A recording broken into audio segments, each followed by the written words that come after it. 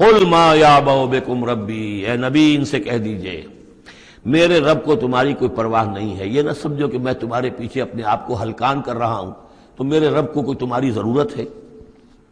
میری یا میرے رب کی کوئی ضرورت اٹکی ہوئی ہے تمہارے بغیر، وہ بات پوری نہیں ہوگی؟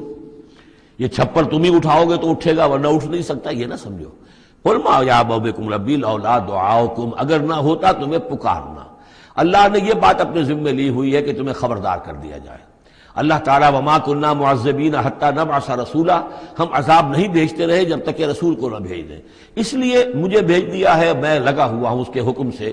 میں تمہاری گلیوں میں بھی تمہیں سنا رہا ہوں، تمہارے گھروں میں جا کر تم سے بات کر رہا ہوں، اکیلے اکیلے بھی بات کر رہا ہوں، ڈنکے کی چوٹ بھی کر رہا ہوں، لیکن یہ نہ سمجھو کہ کوئی اس میں میری غرض ہے یا میرے رب کی کوئی ضرورت ہے۔ قل ما یعبأ بکم ربی، میرے رب کو تمہاری پرہیزگار کے برابر کوئی وقت تمہاری نہیں ہے ان کے نزدیک، لولا دعاؤکم، اگر نہ ہوتا تمہارا پکارنا۔